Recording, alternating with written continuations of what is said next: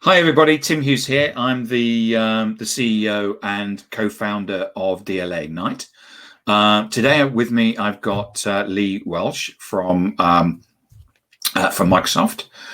Lee works in the Azure area within Microsoft, and we're going to talk about how he and his team use social media to build high performance within that sales team. I've been really looking forward to this, Lee, actually, because when we spoke and we had our prep call, you shared loads and loads of stuff about how you're using social. And so I'm looking forward to getting into this. Before we do, I always ask my guests, where can people get hold of you? So where can people get hold of you?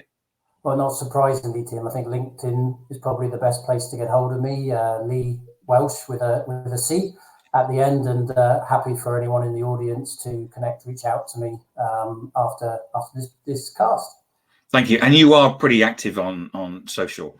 You're there pretty much every day, I think, from what I'd see. So yeah, I think over the last maybe 2.5 years, Tim, it's just become part of my DNA. So I'm pretty present and active out there. Yeah.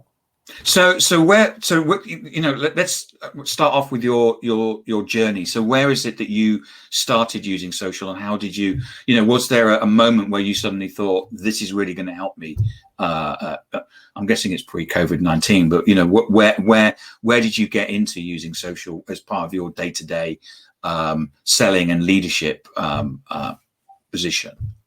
Yeah, well, I think I've been 24 years in the technology industry, and I've always worked for large tech companies, Microsoft being one of them. And I guess that's always led me to lead wide dispersed teams. So I think over recent years, certainly when I joined SAP over 2.5 years ago, that's really when I took social to the next level. Kind of pre that, LinkedIn and social was more around me and hunting for jobs and keeping my network going. So 2.5 years ago, SAP were really a leader at the time in social selling and advocacy. And that's really where I started my journey. Met lots of like-minded people and just, began to get going and clearly saw the benefits of it. As I said, wide dispersed virtual teams. And I just saw it as a way of connecting not only with my team more, but obviously the partners and the customers and the whole ecosystem that we were operating in. So I had a very much an outside-in approach to business rather than thinking about inside out first and foremost, really. So that's where I started the journey. And so you now run a team within Microsoft looking after the Azure cloud products. I don't know if it's a product or a service, but cloud computing. So it's a subscription service to customers. Yeah. And are you able to share with us what your target is? You did share it with me, but I don't know if that's allowed. I won't share it in a public domain. Okay, it's a big target though, isn't it? Yeah, it is. It is big, and as we talked about before coming on air, I mean, cloud computing is a hyper-growth market right now, particularly during COVID. So the growth that we're seeing year on year in our business is up in the 60s and 70%. So, wow. There's a big market opportunity to go after for sure. So it's a big target, and it just gets bigger. Of course, never in my career have I seen a decline in target year on year. So the expectations are bigger and better this year as well. So one of the things that you do is that you actually you use social across the whole of your team, and you've come up with this 4-step process of getting people on board and then starting to use social. Is it, can we just roll through what is it that you do with your sales team to get them, as you say, to perform to the highest level? Yeah, for sure. I think everyone, the first understanding is that everyone's at a different part of their social journey, right? So I guess we built this 4-stage approach where kind of stage 101, if you like, is about get started. So actually with some people in the sales team, that's involved even starting with the why. Why would you actually bother doing this? So I try and help them find their why, if you like. And there's lots of statistics out there that gives you indication as to why 75% of buyers look to social media to reinforce their sort of purchase decisions. So Once I've kind of told them that this is worth doing, it's about really establishing their presence. So making sure they've got an all-star profile, particularly on LinkedIn. And then I think I try and encourage them just to do some social listening for a while, tap into your network and your audience and understand what they think and the kind of temperature of them, and then begin to kind of interact and engage with them. And if you want to, then I generally encourage them just to start posting some pretty generic content from probably the content management platforms. Elevate's a big one in Microsoft. So really stage 101 from a team at the moment is about making their individual profile an extension of the Microsoft brand. So that's probably the first phase that I try and get, large percentage of the team to. The next stage then is probably about more personalization. So try and get every member of the team to find themselves. This is about what do they want their personal or professional brands to encompass, what are some of their values, putting their authentic self into their profile and really making sure they've got a clear impact statement on what they can deliver to the audience they serve. And in some instances that involves even doing a formal kind of brand wheel of, what are the key things that you want to be known for? Because I think once you understand that, it's much easier to build a more personalized content strategy in terms of what you want to share. And then really stage 2 is all about that more personalization, for each individual in the team. And then very quickly on stage 3. So can I ask you some questions about that, Lee? So in terms of stage 1, so that's very much about being present. It's and it's about extending your brand. So do you get them to connect with customers and prospects? Is that something that you proactively do? Yeah, I mean, it might not necessarily start with a connection request to a customer, but I certainly encourage them to follow the CEOs of their customers and, a large proportion of the senior leadership team. So they can actually see, what they're posting, what they're interested in. I mean, I see this as a great way of, giving more business insight into what customers are feeling. Obviously, the more you know about customers, the more you can provide solutions to help them be better. So certainly following, and when I sort of talk a little bit about stage 3 in a bit, that's where I get them to hone in using the Sales Navigator to kind of follow different layers inside an organization, so they're really tapped into what the organization is and their customers. So when you say social media listening, what you're not saying is necessarily is using like a brand watch tool. It's merely just seeing following certain people online and seeing what they're posting and seeing what they're talking about, seeing what they're interested in, that sort of stuff. Absolutely. And also the company websites, right? I've got 6 customers in my strategic business at the moment, and I follow all of their company business LinkedIn profiles, and they clearly post about their strategy and their culture and everything there. And next is trying to follow as many of the executive leadership team who promote those values, beliefs and strategies themselves, just to really understand what they're caring about better than before. And that initial stage is really to elevate people above the white noise and get them to stand out a little bit and get them feel comfortable on social. Would you say that? Yeah, I agreed. Completely agree. It's not about getting them to run before they can walk. It's getting them to feel comfortable about what like-minded people might post and how other people operate before they actually step out and start working on their brand and maybe posting content themselves. And so your stage 2 is about developing that personal brand. I'm not a great fan of the term personal brand because it makes it sound like you're trying to achieve something, like Brian Solis, which is unachievable.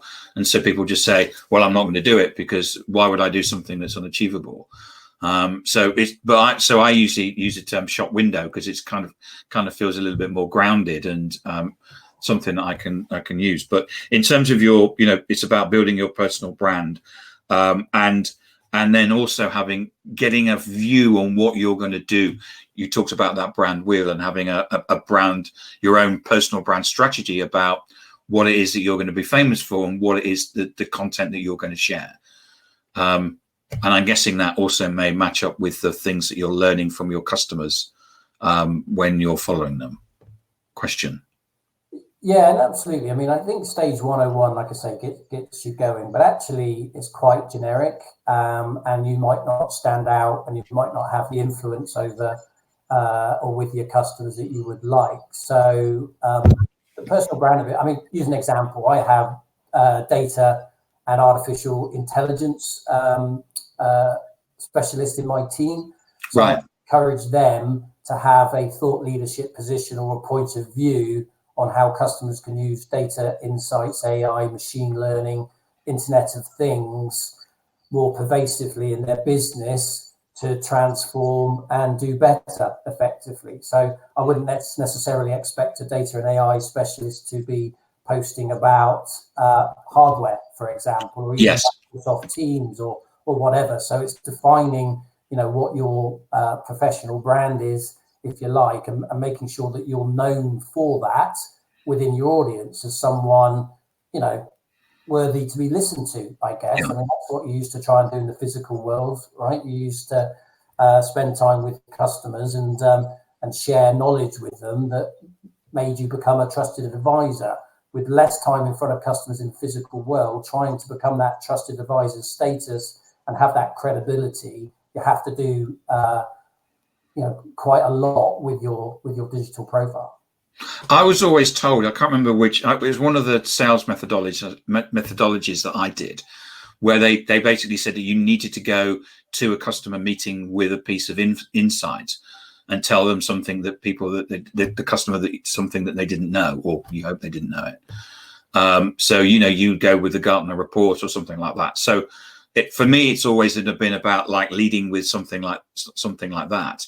So I shared the Elderman Trust Barometer today, and took some, not just shared it, but took some insight from it and said, these are things that I've learned from reading it. Is that what you're saying, that sort of thing?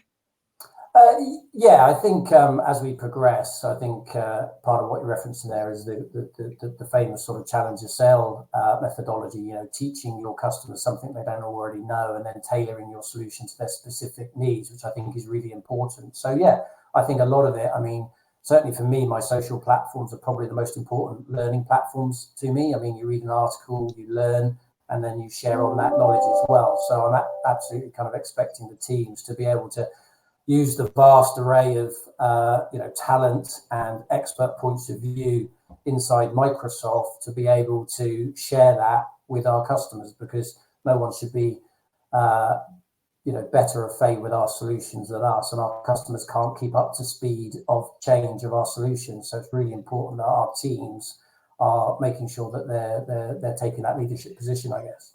So one of the things you talked about was when we talked about this, when we prepared for it, was about content. And I asked you where you got your content from, and you said to me it was something quite interesting, which is you said there's loads of content out there. It's on Twitter, it's on LinkedIn. It's more about filtering it down and then sharing it. Is that still your position? You think that there's loads of content? Yeah, I mean, there's more content than you can ever share, right? I mean, I guess I try and define my content into 4 areas. I like to talk about the industry and the trends and disruptions that are happening in the market. I like to talk about how Microsoft can help customers more. I like to talk about leadership and coaching and always being better. And then there's the 4th bucket, which is around some of my own passions that might be as much as health and well-being or sport performance or emotional intelligence. And I guess when I'm out there on my platforms learning about stuff and I see articles that really interest me, I generally put them into those 4 buckets, and that forms my content strategy. So I don't post, very often, maybe 3-4 times a week, but I go into that repository of content and I think, okay, what's the most insightful article I've seen recently? And I share it with my point of view on it. So I never have trouble finding content. I probably want to share more content than I probably actually do, because you also don't want to become white noise to your audience by just sharing. So I have a quality over quantity approach when I come to that. Right. And also, when we talked before, you said that in the stage 2, you get your people to follow influencers in your area. Yeah, so I think that's mainly now probably moving into stage 3, kind of the 103, which I've called the customer intimacy stage. I think with tools like Sales Navigator, you've got the option to set up sales preferences or sales lists, if you like. That really helps you define your target audience. Everything we talked about in the first 2 stages is just really, in a way, engaging with the mass market, and it's not very targeted. So what I do, personally myself, I make sure I have all the key decision makers and influencers in our customers assigned in a lead list in Sales Navigator. So when they do post something, I'm alerted to it, because clearly you can't just be scrolling down your LinkedIn feed hoping to see what they're talking about. So there's some great tools out there just for nudging me back into the conversation with customers and what they're sharing as well. So it's just a way to increase that customer intimacy, because once you've got better intimacy and knowledge over the customers, that allows you to obsess over them more to make sure that your solution, you're serving them to the best of your ability, really. So that stage 3 is really about personalizing who you want to be influencing or providing your solutions to, if you like. And I think that's a great thing, isn't it, about Sales Navigator, which is that you can follow people within your customers. They don't actually know that you're following them. And you're then able to get insight about if, someone is sharing something that, maybe someone's sharing something about the fact that they're in lockdown or they're struggling or something. And it's quite easy to say, and actually engage and say this, it's okay, or whatever it is, but you're able to then empathize with your customers as well. Yeah, no, absolutely. I mean, it tunes you into customers, right? But it's not exclusive to customers. I mean, I follow some of our key partners and some of the execs on some of the key partners as well. I mean, it's just a way of really defining who you want to be notified to, because you find their content insightful and you might want to use it in some way. So I try not to think about it as necessarily too much a sales tool. I just think it's a way of filtering out what you want to hear and understand about particular individuals or companies, to make sure that you tailor your messages and content more specifically to their needs, I guess. It's certain, some of it's about noise and signal, isn't it? Which is that your timeline can get very noisy. Because you grow your network and you don't know what the people will share, but that what you're able to do, especially if you have a territory, is that you're able to bring the signal down to your territory and just really listen to the things that you want to listen to. What one things you talk about is about influencers. Because people listening to this, when people think about influencers, they think we're back to Brian Solis or Ray Wang or someone like that. But there are other people who have influence in your accounts. So what's your definition of an influencer, or who is it that's providing influence into those accounts? So I guess it's really dependent on the project that you're looking at. If I use some real life examples on how this worked for us. I mean, if we're cloud computing, and generally what customers do is move applications from their on-premise data center into the cloud computing world. And those applications can range from SAP, NetApp, Oracle, all the big business applications that we've got. So if we're working with a customer on moving a particular application, what you can actually do, again, with Sales Navigator, you can search on everyone inside that particular customer with, say, SAP or Oracle in their title. And that would narrow down that actually they're probably, if not an influencer, they're certainly someone that's going to benefit from the solution, and therefore you can target or just make sure that they understand the value of what you're trying to do. I mean, in your book, these people are generally called Changemakers. They might not have the top executive title or might not be historically well known, but they are people that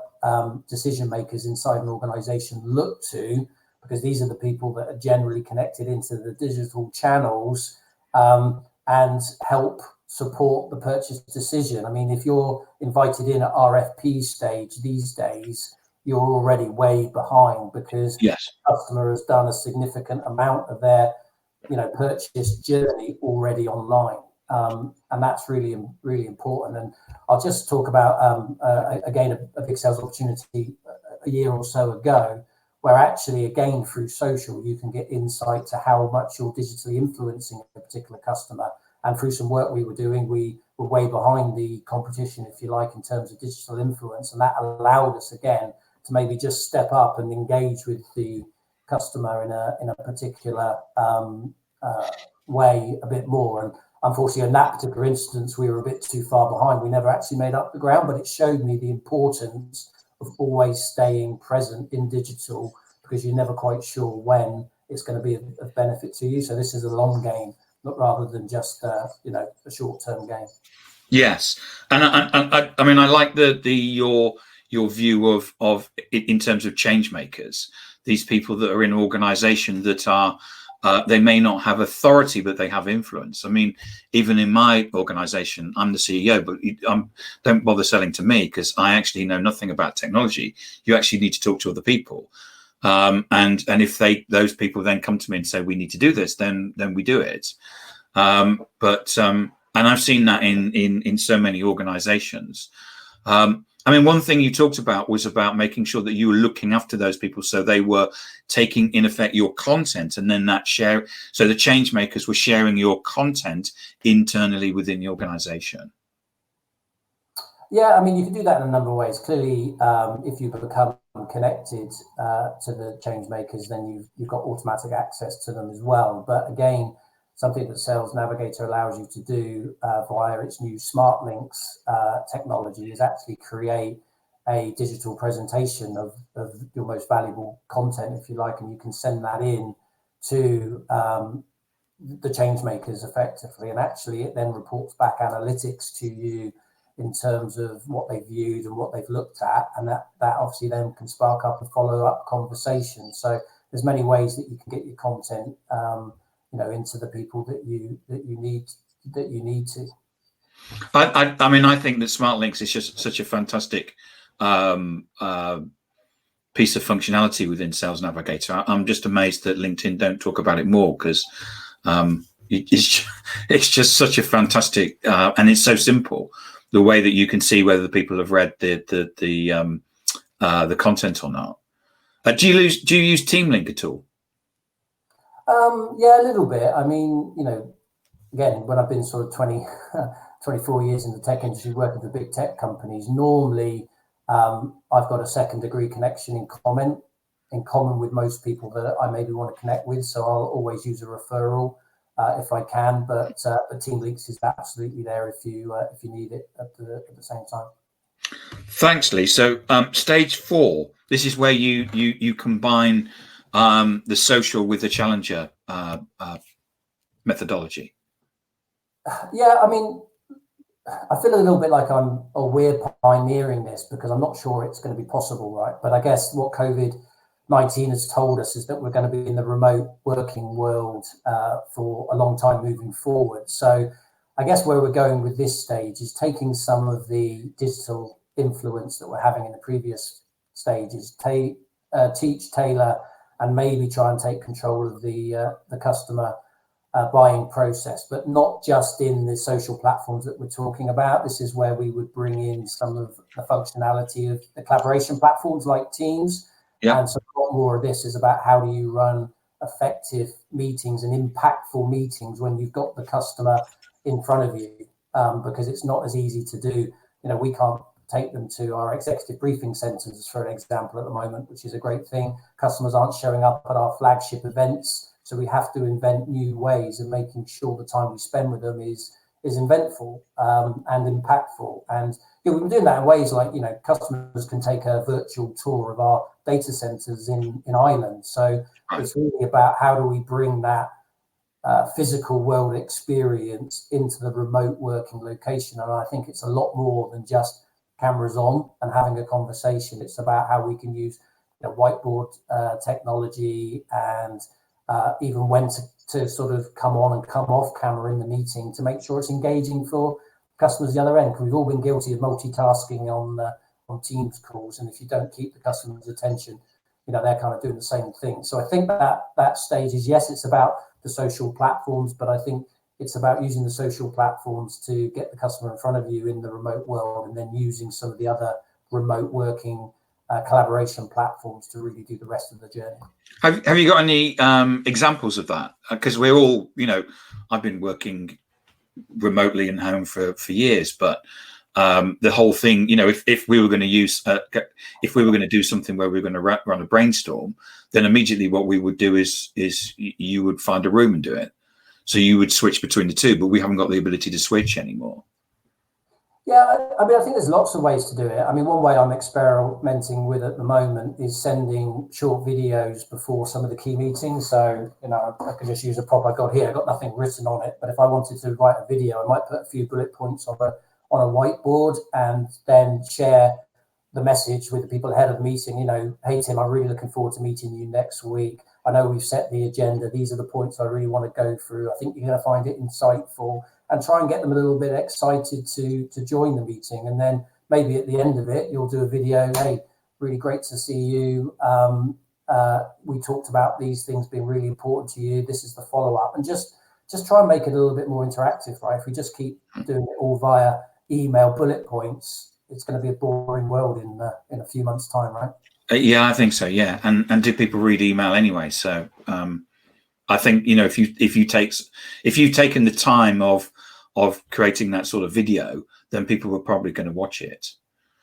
Is there anything else you do in terms of Challenger around your fourth stage? I just think really that this is a modern sales skill, right? I try not to think of anything as the golden bullet to sales. Social is just another skills and capability that salespeople need to have. So challenging a customer when you're on a conversation with them is one thing. Actually doing it through digital means is another. So we're a bit experimental, Tim, if I'm honest, in that phase in terms of how that we can develop our practices to be able to do that. But I think having the ability to influence in the remote world is going to be a critical skill. And I know when I look for new talent to join my team, it's not the deciding factor, but if I got a couple of candidates that are neck and neck on all the other skills and capabilities I'm looking for, having that digital presence and influence will just give one of the candidates an edge, I guess. So I will always look at the digital profile and their impact and their network and how they use digital and everything as well, because it's going to be, it is such a critical skill for continuing what we've been doing in the physical world, in the digital world in the future. And are there any things that you can techniques that you can share in terms of taking control of sales, in a social and virtual world? Well, I think as I've sort of said, that comes more into the collaboration tools. It's really difficult to take control just with digital content, if you like. So that might well be actually done on camera in a particular session, right? And another thing around the Challenger sales involves constructive tension. It's much easier to challenge a customer's point of view and create a little bit of that constructive tension if you're in a virtual meeting, if you like. And again, that's what I'm talking about. Not just having virtual online meetings where you pop the camera on, but making them impactful. Because again, to take control, to put in constructive tension, you've got to have the credibility to do that. And I think the way you show up, there's a lot of talk about people putting on Zoom shirts at the moment for impact and things like that. I think, I'm a big fan of aggregation and marginal gains. If you can just make yourself 1% better in a lot of areas, then when you piece that back together at the end, that's going to give you the edge, really. So I think it's about how you take control less with your digital content, but more when you're on that collaboration platform. Right. Where the two worlds begin to merge. Okay. Lee, that's been really insightful. I'm just looking at my notes to see if there was anything else that I thought there was particular that we picked up. But no, that's been really useful. I have got a note here about LinkedIn Live. Are you using that, or have you got that? So I've not used it personally. I've seen Right. a few people in my network use it for sure, and I think it's probably something that I will experiment with over the coming months. I mean, certainly Microsoft use it a lot. I mean, SAP, my former employee, use that a lot. And actually, some of the influencers I follow, I've seen Bernard Marr use it a fair bit recently as well. So yeah, it's becoming more and more used, I think. Fantastic, Lee. That's been really insightful. We're up to 30 minutes, so we've actually spent a lot of time talking. I really appreciate you sharing your insight with us. It's been fabulous. I mean, I love these things because I meet people and I learn stuff, and I like doing both those things. So this is never a chore. It's always a pleasure. So Lee, remind everybody where they can get hold of you. Yeah, LinkedIn is probably the most used platform for me as well. And, I've really enjoyed this as well, Tim. And I just have a philosophy with social. If I can help just one person out there with a tip, a thought process, then that's a good enough reason for me to do it. So hopefully, one or two people in the audience have taken a couple of things away from our talk today. And I've really enjoyed it. So thanks. Good. And I agree with you. I mean, there's loads in there that from the beginner to the expert that you can learn from. And I love your 4-stage process, because it does enable people that may not be comfortable with social to get started, and then gradually move that, because we've got 1,000 things to do. We can't just focus on one thing. And, we've got territories to manage and customers to manage, and all of those things have to come together at the same time. And I think it takes people through a nice stage. One question: how long do you think it would take someone to get through that? I mean, that is a really interesting question. And by the way, I don't expect everyone in my team to get to kind of stage 4. If you like, I try and position it that this is a personal journey. If you want to stay at stage 1 and you're happy with that, great. There's going to be no pressure to go on. I'm going to continue to show you the benefits of moving down the journey, if you like. But, I certainly don't try and force anyone to do it. We've seen some really quick results, Tim. Some people have gone from stage 1 to stage 2 in literally a matter of weeks, so it doesn't take too long. But ultimately, I think it's a marathon, not a sprint. So you can expect, before you begin to get the interaction maybe you're looking for this to be a 3 to 6 month process, I would say. Right. Okay. Great, Lee. Thank you so much for talking to us today. It's Welsh, WELCH. And because some people, English isn't necessarily their first language, so and Lee is always active on social, so please go ahead and connect with him, and he'll always have a conversation with people. So that's fantastic. Lee, thank you so much for today. Pleasure. Thanks, Tim. And have a good day. Likewise. Thanks, Lee. Cheers. Bye.